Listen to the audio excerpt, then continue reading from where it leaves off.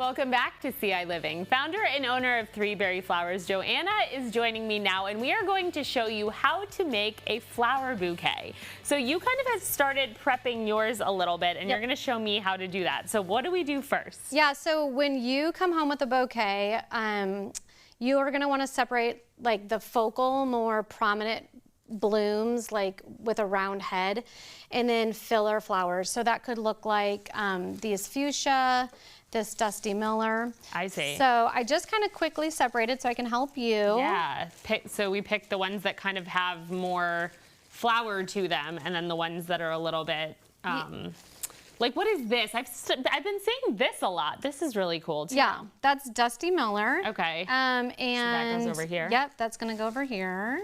Nice. Yeah, there you go. Okay, cool. So the way that I start is if you notice, I don't use a lot of greenery. I like to leave some of the natural already there greenery on our flowers. And so a lot of people will start with greenery when they do a vase arrangement, but we are going to just start with our favorite flowers. Okay.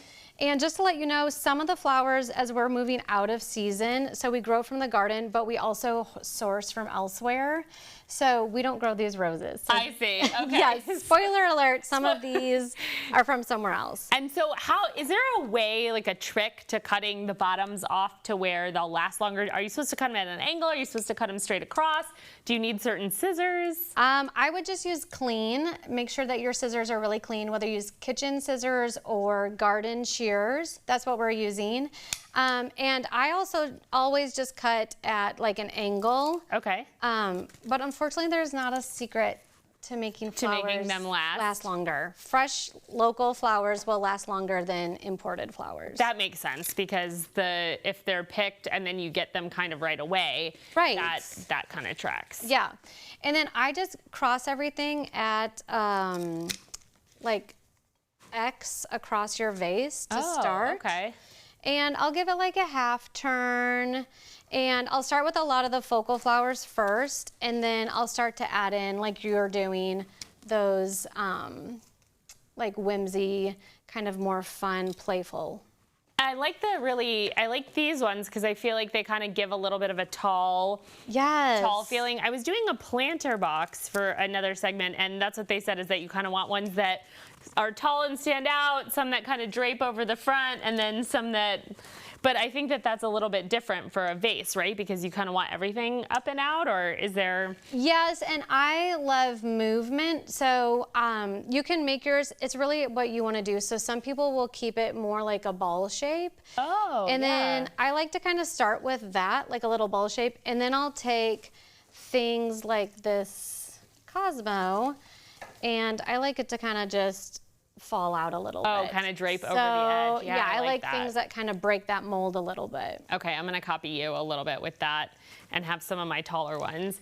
And then when do we put in the sort of filler ones? Yeah, so as you feel like you've got a good form with these flowers, you'll start to tuck in the filler flower. And I kind of tend to stick it a little bit in the middle. Okay. I'm gonna put my roses kind of there, and then I'll add the fillers to the center. I kind of put them all in a cluster. Yeah. In the middle. That's all right. With the taller ones kind of around them. Yes, and I love too how you're doing, like, that's kind of a color block, which I love.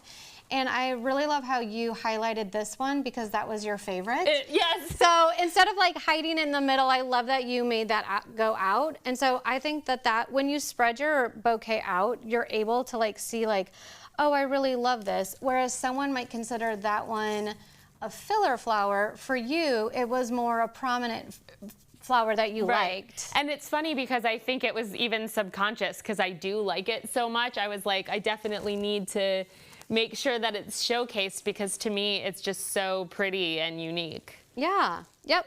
So I just kind of keep giving it little rotations and... Oh, that's a good tip. So you can move your vase around so that you're not just looking at it from one angle, you're making sure that you're filling it in from all sides. Okay, well that's a good point. I'm glad you brought that up because think of where your vase is gonna be. If it's in an entryway, then you can put more of the beautiful flowers on one side and have like a flat kind of plain back.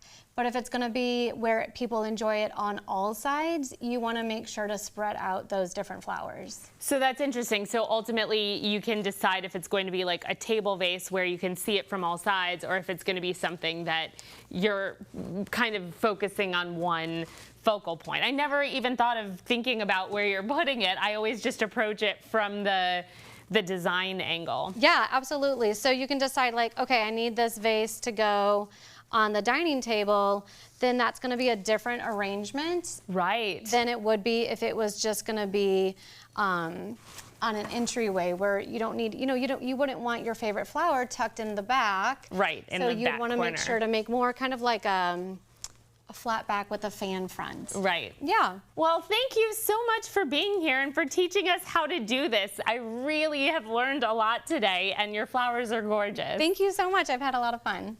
Well, ciLiving will continue in just a few minutes, so don't go anywhere.